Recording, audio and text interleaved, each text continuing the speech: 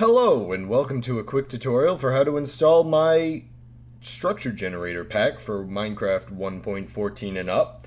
It should work fine in 1.15.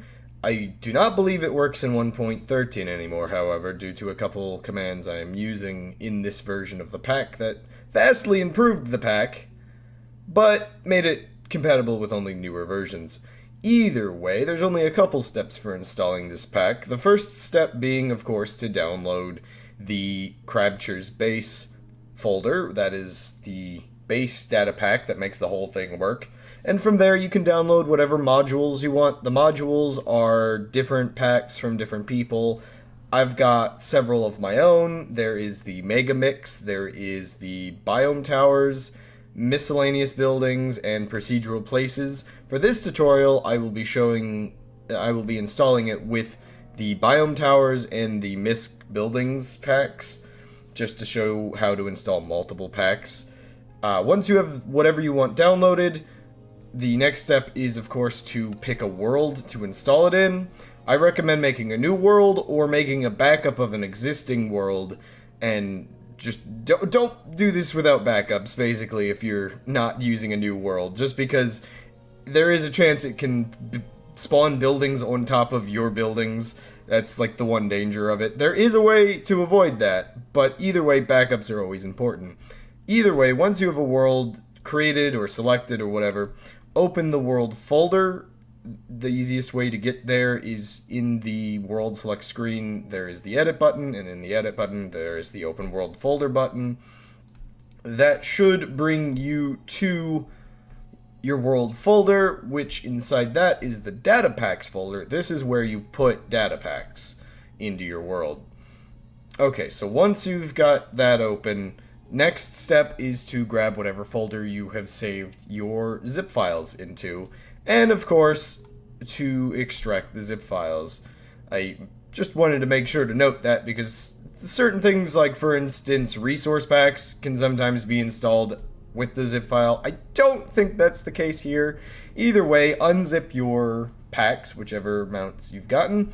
And this is the one sort of complicated step that you're going to want to keep in mind.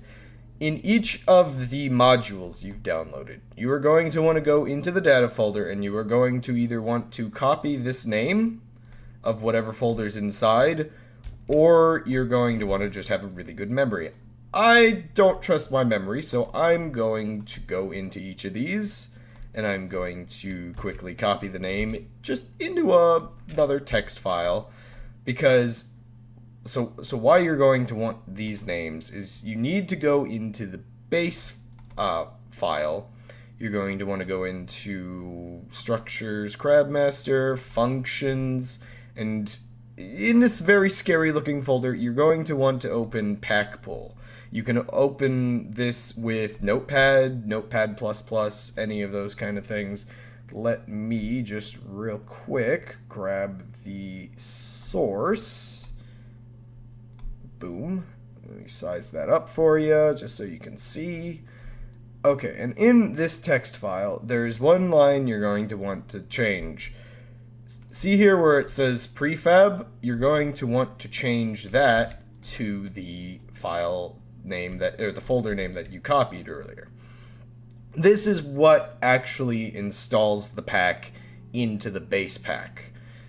Now, I have multiple packs I want to install, so I'm actually going to want to copy this and paste it in the next line, and on that next line, I'm going to want to put the other pack I want to install. This is basically the part where it tells the main pack which packs are, like, which packs to pick from, and it had to be done this way so that people could make it modular, so that multiple packs could be installed on top of each other. And unfortunately, there's no way I can automatically populate this list myself, so you have to do this manually. It's not that technical, it should be fine. Now, there is one other thing you have to keep in mind. These values here, this is a random range. As you see, there's a randomizer being used up here. This is where it randomly picks between one pack or the other pack, and you're going to actually want to change these values depending on which packs. Like, for instance, if you just want them a 50-50 chance of being picked, you're going to want to value 0 to 250 and 251 to 500, somewhere around that kind of range. Now, if you want one pack more common than the other, for instance, I want that one more rare and that one more common, you can, you can vary those numbers depending on how you feel. Some pack creators might recommend if they want their pack more rare than other packs. Either way, change these values as you see fit. Just make sure these are set to the correct file names. Save this file, and now you can go back to your folders, which, one second, let me back out all the way. And you can take these and copy them into your data pack folder, or just put them in, or whatever you want to do. And now it should be installed into your world for the most part. So now we can play selected world. And one more moment. And you might notice nothing's spawned yet. There is one more step. Type in reload. I believe you need sheets enabled for that to work. That should now give you some text. Here's the final few things. These are the configuration settings. Here you can click and you can change spawn frequency. For instance, if I want land to spawn a lot more, I can up that a bunch. Now keep in mind, you might notice this is a range between 0 and 999. The default values are very small, and they're very small for a reason. By me putting it up to 200, that actually increases the spawn rate by quite a lot. Now, I can also, for instance, I don't want any, sky islands or anything to spawn. I could set this down into a negative value. That's never going to spawn now. So, that's the various configuration. If you want caves just a tiny bit more spawn, just, up that one. Just follow the instructions. You can reset to defaults. And you can click here to go get rid of the visuals on screen and go back to the main menu. Now, in the main menu, there's one more option here. That's to protect existing chunks. Now, this will give you a little radius of particles that will show you what chunks you're currently in. It's like a 3x3 amount of chunks. So you can fly around. You'll notice the particles go away, so you're going to have to do some guesswork to remember which chunks you've already protected. I'd like to improve this in the future, but I'd need to find a way to keep the particles around longer. Anyway, I can go around. See, I don't want this spawn area to have anything spawn. There we go.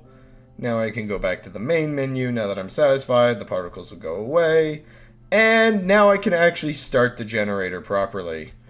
Now, because no chunks in the nearby area have spawned anything yet, this, it didn't lag. It's actually impressive. Oh, wait, nope, there it goes. Sometimes it can take a moment to spawn the first few. Yeah, you'll start seeing buildings spawning around.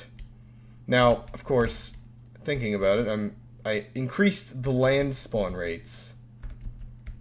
But yeah, there we go. There's one in the ocean. So the land will be more common. Yep. I feel like they're all hiding from me. Ooh, that's a weird spawn location. There's a boat. So yeah, it just, once you hit start, it starts right up. I'll fly into the ocean a bit. Maybe I'll find some more things. Yeah, the first few can be a little laggy to appear, but besides that, normal village. There we go. Of course, my computer's not very good, so you'll notice the chunks are loading very slowly. This is kind of just how it is on my computer. This pack does make it a little laggier, especially at higher render distances. But yeah, my computer's just a little slow. Just a little, a little old. Old baby PC. Anyway, yep. With that, the pack should be installed. Now, obviously you can uninstall any random packs that you want just by removing them from the pack pool file. You can install new ones whenever you want to. Okay, now you're seeing the frequency being high for land biomes. Also, you can actually configure this whenever, so I don't want land biomes as often now. Let me just get rid of those, and now if I fly forward a bit, the next few chunks, it should not spawn quite as frequently. If you hit reload at any point, it might take a moment, but yeah, that button will reappear again. Oh hey, it's one of the towers Mojang added in. How funny. But anyway, yeah, that should be everything for installing the pack. Hopefully this tutorial wasn't too long, you know, just trying to cover all my bases, and yep, now we've got spawn frequencies down low again. So if there's anything I missed, just comment, like, questions in the comments below. I will answer as soon as possible, ASAP. Otherwise this should be good. Your pack should install, like, right away without problem. If you want to know more about the pack, you can go watch. There should be like a link in the description to a long overview video about the pack. Also, I guess there's a Minecraft forums thread in the description below. Yeah, that should have all the other information you need. And yeah, see you in the next video, I guess. You know, if you come back. You know, come back for the tutorial videos specifically. And none others for no apparent reason. What's wrong with you? Oh man, ending the video on an unfunny joke. Don't you love YouTubers?